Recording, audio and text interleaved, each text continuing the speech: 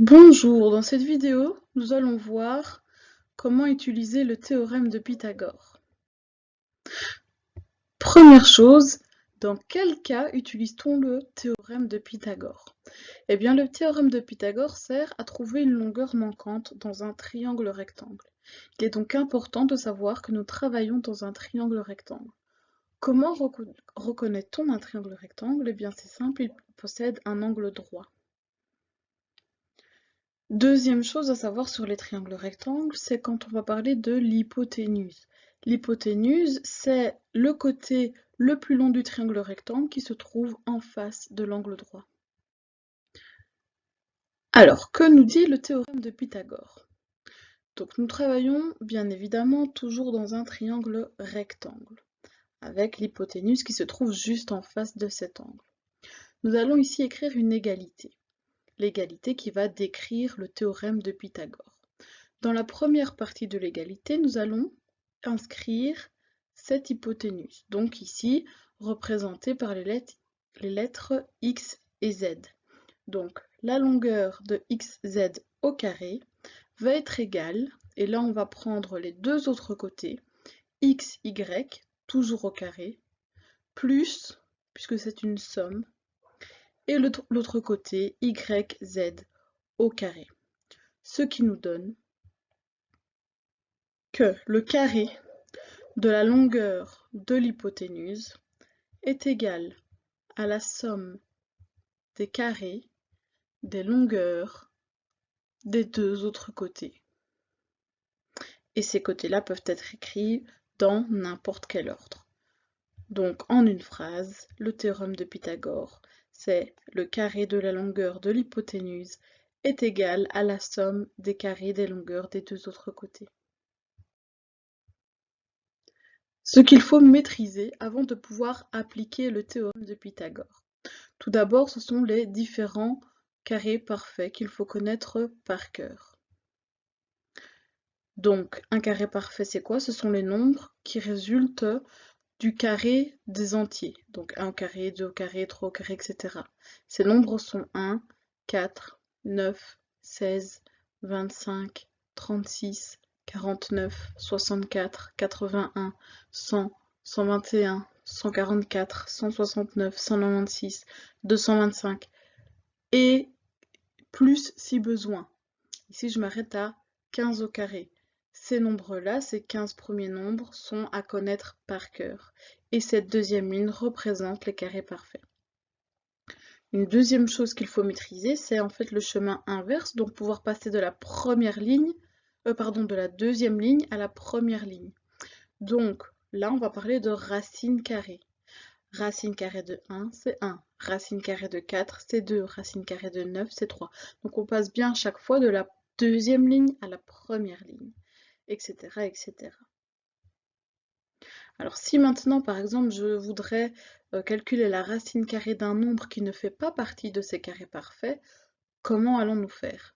Par exemple, racine carrée de 120. Première chose, on va diviser cette racine carrée en un produit de deux autres racines carrées.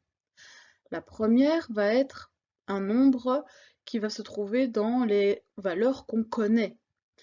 Et ce nombre-là va être le plus grand possible. Ici, je peux mettre 4. Racine de 4 fois quel autre nombre qui multiplié par 4 va me donner 20 pour cette deuxième racine carrée? Eh bien, ça va être 30. On a bien que 4 fois 30 donne 120. Ce qui donne, alors racine carrée de 4, je peux le calculer et c'était le but. Ça donne 2. Racine de 30, je ne sais rien faire de plus, ce qui est racine de 30. Donc racine carrée de 120, c'est égal à 2 racines de 30. Autre exemple, si je prends racine de 50, on va toujours diviser la racine carrée en un produit de deux autres racines carrées, avec une première racine qui est la plus grande possible et qui fait partie des valeurs qu'on connaît. Ici, je peux prendre 25. La racine carrée de 25 fois la racine carrée de 2 me donnera bien la racine carrée de 50, puisque 25 fois 2 font bien 50. Ce qui donne, alors racine carrée de 25, je connais, donc je l'écris, je calcule, ça donne 5 fois racine de 2, que j'écris tout simplement puisque je ne sais pas le calculer. Ça donne un nombre à virgule. Passons maintenant à l'application du théorème de Pythagore. Alors on voit ici qu'on a une inconnue, on a une longueur qu'on ne connaît pas. Première chose qu'on va faire, c'est écrire l'égalité sans noter aucune valeur ni aucune lettre.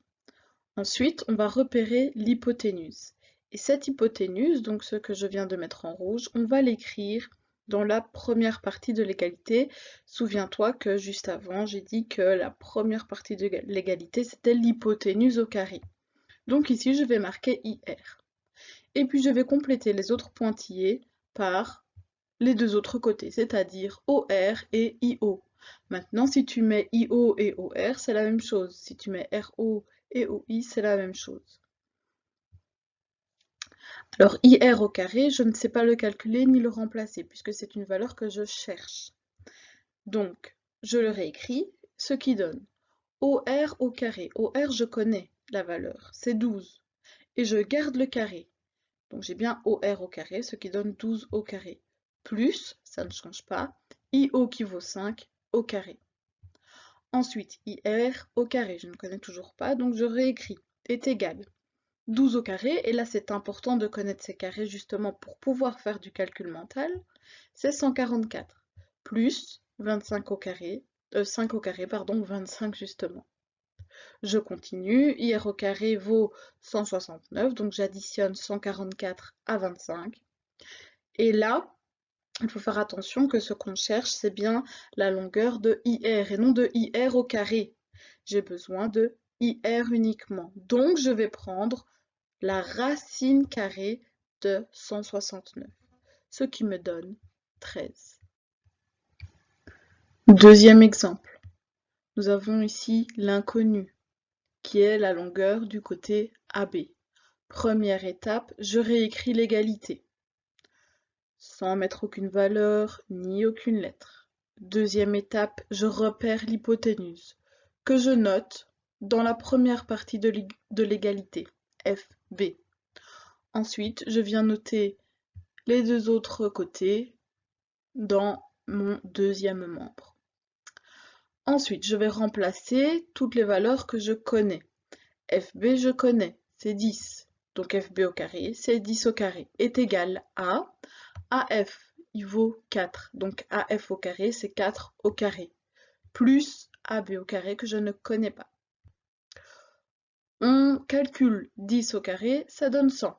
Donc 100 est égal à 16, 4 au carré, plus AB au carré, que je ne connais toujours pas étant donné que c'est la valeur que je cherche. Donc j'ai 100 est égal à 16 plus AB au carré. Je veux AB au carré tout seul, donc je vais aller mettre le 16 de l'autre côté de l'égalité et rajouter un petit moins. Ce qui va me donner 84 est égal à AB au carré. Là encore une fois, je ne veux pas AB au carré, mais AB. Donc, qu'est-ce qu'on va faire? On va prendre la racine carrée de 84. Là, on doit faire appel à ce qu'il faut maîtriser. Pour trouver la racine carrée d'un nombre dont on ne connaît pas directement la valeur, il faut diviser cette racine en un produit de deux racines, dont la première est une valeur qu'on connaît, la plus grande possible. Ici, on aura 4, donc racine carrée de 4, fois, eh bien, quel nombre qui multiplié par 4 donne 84? 21. Racine de 4, ça vaut 2. Et racine de 21, je ne sais pas le calculer, ce qui donne 2 racines de 21. Et ça, c'est la longueur du côté AB. Alors, je propose ici maintenant une petite application via un problème.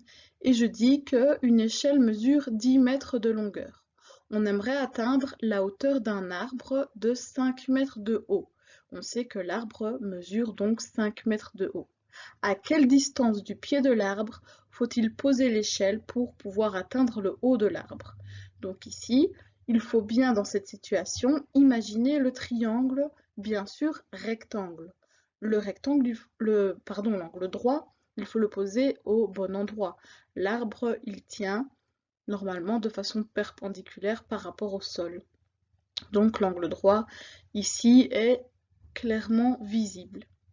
Je te propose de faire pause à la vidéo pour réaliser l'exercice.